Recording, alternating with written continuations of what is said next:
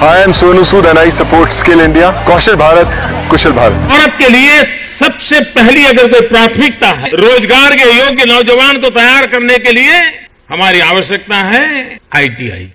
मल्टीक्राफ्ट private ITI Govindpur Dhanbad. Admission open.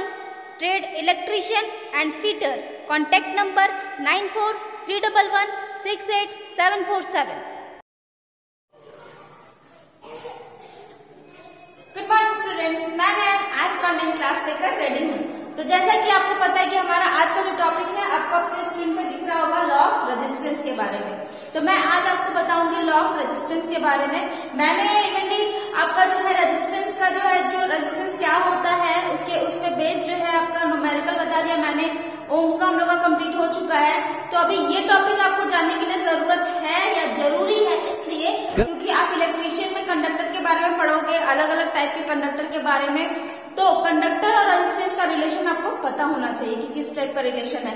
कभी भी जो है बड़ा बड़ा आप अगर मशीन देखते हो उसमें वाइंडिंग रहता है तो उसका भी टर्म यहाँ पे आएगा. मैं आपको थोड़ा थोड़ा करके बताऊंगी.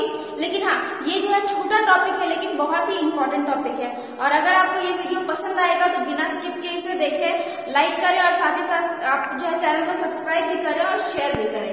तो चलिए स्टार्ट करते हैं आज का जो हमारा सेशन है. तो लॉ ऑफ रेजिस्टेंस में पहले मैं आपको बताऊंगी इसके बारे में. सबसे पहले इसका जो है इंट्रोडक्शन क्या है. ठीक है, इसका इंट्रोडक्शन क्या है. तो मैंने क्या बताया आपको कि यहाँ रेजिस्टेंस का रिलेशन मैं समझूंगी किसी कंडक्टर के साथ कैसा रिलेशन हो सकता है. तो लॉ ऑफ रेजिस्टेंस में जो है हम लोग को 4 जो है कंडीशन के बारे में पढ़ना है और जानना जरूरी है इसके बारे में. कौन सा 4 जो होगा, कौन सा 4 जो है वो पॉइंट है जो आपको पता होना चाहिए. तो सबसे पहला पॉइंट है R is directly proportional to L. ठीक है, जहाँ R जो है R tends to resistance and L tends to length. मतलब R जो है जहाँ रेजिस्टेंस को दिखाएगा और L जो है लेंथ को दिखाएगा. तो पहला लॉ जो है मैंने बताया आपको R is directly proportional to L.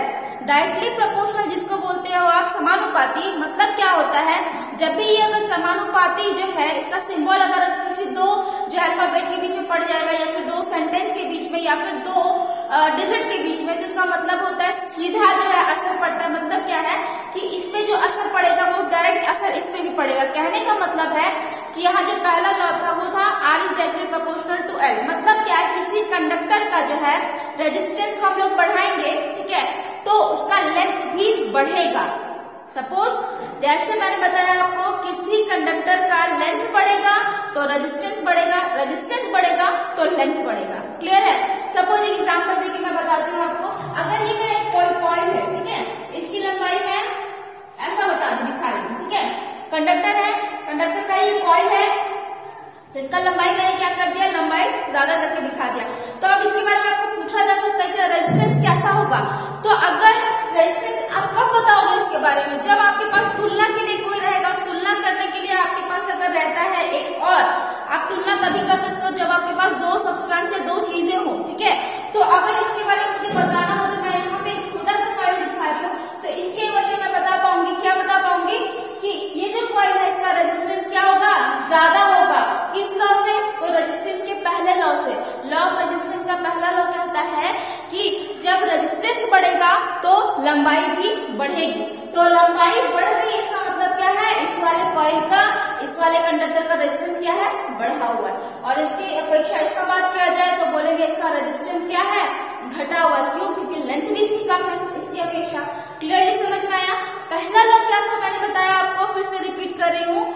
अगर नहीं समझ में आएगा तो टेंशन लेने का बात है, डबल बार आप वीडियो को जो है बिना स्किप किए हुए देखें और डेफिनेटली जो आपको समझ में आएगा. पहला था मैंने बताया आपको किसी भी जो कंडक्टर का रेजिस्टेंस है वो उसके लंबाई के समानुपाती होता है. ठीक है, मतलब रेजिस्टेंस बढ़ेगा तो लंबाई बढ़ेगी. क्लियर है. सेकेंड लॉ आते हैं. ठीक है, सेकेंड लॉ में क्या है, R is directly proportional to L by A. क्या है, R is directly proportional to L by A. ठीक है, तो R is directly proportional to L by A है तो ये भी प्रोपोर्शनल का चिन्ह है. ठीक है, तो आप मुझे बोलेंगे अभी मैम आपने तो बताया प्रोपोर्शनल का मतलब दोनों तरफ समान होगा. तो यहाँ पे हम इसको जो है इनवर्सली प्रोपोर्शनल के तौर पे ले रहे हैं. क्या ले रहे हैं, इनवर्सली प्रोपोर्शनल के तौर पे ले रहे हैं. तो मतलब क्या है, ये R बढ़ेगा तो इसमें 2 चीज आपको दिख रहा है तो इसका मतलब ये भी बढ़ेगा और ये घटेगा. अगर 1 by या फिर आपको ऊपर का डिजिट जाता है या फिर अल्फाबेट दिया जाता है, इसका मतलब है इस चिन्ह के बाद कि इसके साथ ये सीधा रिलेशन रखेगा और इसके साथ उल्टा रिलेशन रखेगा। क्लियर है? मतलब लंबाई बढ़ेगा तो रेजिस्टेंस तो बढ़ रहा है पहले लॉ से, ठीक है, लेकिन साथ ही साथ क्या हो रहा है, ए क्या है वो क्रॉस सेक्शनल एरिया है, ठीक है, एरिया जो आपका ए है वो क्या है, क्रॉस सेक्शनल एरिया। कहने का मतलब है किसी कंडक्टर का रेजिस्टेंस बढ़ेगा तो साथ ही साथ लंबाई भी बढ़ेगी, लेकिन क्रॉस सेक्शनल एरिया जो है वो घट जाएगा। क्रॉस सेक्शनल एरिया क्या होगा, घट जाएगा। क्रॉस सेक्शनल एरिया कहने का मतलब कितने बच्चों को नहीं पता चल रहा है, तो आप सपोज मैं इससे दिखा रही हूँ, एक पेंसिल है ये, ठीक है, तो पेंसिल का आप देख सकते हो ये वाला कुछ एरिया होगा ना सर्कल टाइप का, ठीक है, मतलब क्या कहने का मतलब क्या, किसी भी आप कंडक्टर को देखोगे तो कंडक्टर में कुछ ना कुछ एरिया तो रहता है, तो एरिया किससे दिखाते हैं हम लोग, एरिया कुछ ऐसा दिखता है, तो इसका एरिया क्या बताया मैंने, 2πr बताया, 2πr बताया। क्लियर है क्या कि क्रॉस सेक्शनल एरिया के बारे में। क्रॉस सेक्शनल एरिया का मतलब है कभी भी आप किसी कंडक्टर को कट करोगे ना तो उसका पूरा जो होल सरफेस जो है ऊपर का आपको क्या दिखेगा, एक सर्कल का टाइप का दिखेगा, तो ये क्या है, एरिया में इसको मैंने दिखा है 2πr से, यहाँ पे लिख के रखा है मैंने, यहाँ पे a बराबर 2πr, ठीक है। तो सेकंड लॉ मैंने क्या बताया कि r is directly proportional to l/a, मतलब रेजिस्टेंस जैसे से बढ़ेगा क्रॉस सेक्शनल एरिया वैसे वैसे घटेगा। क्लियर है? थर्ड लॉ जो इसमें आता है वो है r is directly proportional to rho. Rho को लिखते कैसे है, तो आपको लिखना है इस टाइप से, सिंपल पी की तरह दिखेगा लेकिन पी में ऐसा निकला रहेगा, ये है रो। मतलब क्या है, ये बताती है पदार्थ की प्रकृति को। क्या बताता है, पदार्थ की प्रकृति को, कि पदार्थ किस तरह का, तो इस पे भी असर करता है। मतलब क्या है, रेजिस्टेंस जो है हर एक जो है सब्सटेंस, हर एक धातु का जो है प्रकृति अलग अलग होता है, ठीक है, चाहे वो कार्बन हो या एल्यूमिनियम हो या फिर कॉपर हो, तो ये क्या करेगा, जैसे जैसे रेजिस्टेंस बढ़ेगा, ये जो है आपका जो रो का मान है, रो का मान मतलब क्या, पदार्थ की प्रकृति कैसी है वो क्या होगी, उसके साथ ही वो उसके साथ बढ़ेगी या घटेगी, ठीक है। मतलब क्या है कि जैसे ही r बढ़ेगा तो ये रो भी क्या होगा, पदार्थ की प्रकृति का जो है वो भी बढ़ेगा, और ये अगर घटेगा तो ये भी घट जाएगा। क्लियर हो रहा है? ठीक है। उसके बाद जो फोर्थ है, लास्ट है मेरा, वो है टेम्परेचर, T से टेम्परेचर। तो R is directly proportional to T। कितना? R is directly proportional to T। मतलब क्या है, अगर R बढ़ेगा मतलब रेजिस्टेंस बढ़ेगा तो टेम्परेचर भी बढ़ेगा, ठीक है। शुद्ध जो है रेजिस्टेंस, जो शुद्ध धातु होते हैं उसका रेजिस्टेंस क्या होता है, टेम्परेचर जो है उसका बढ़ता है, रेजिस्टेंस के साथ क्या होता है, बढ़ता है। रेजिस्टेंस के साथ टेम्परेचर जो है वो बढ़ेगा। तो लॉ ऑफ रेजिस्टेंस में आपको 4 चीजें जाननी थी जो बहुत जरूरी है। ये कभी भी, जैसे मैंने एग्जांपल देके आपको बताया कि कभी भी आपके पास इस तरह का कनेक्शन रहेगा, आपको पूछा जाएगा कि ये जो आपका कंडक्टर है उसका रेजिस्टेंस कैसा है, तो आपको बताना पड़ सकता है वहां पे, इसलिए आपको ये जानना जरूरी है।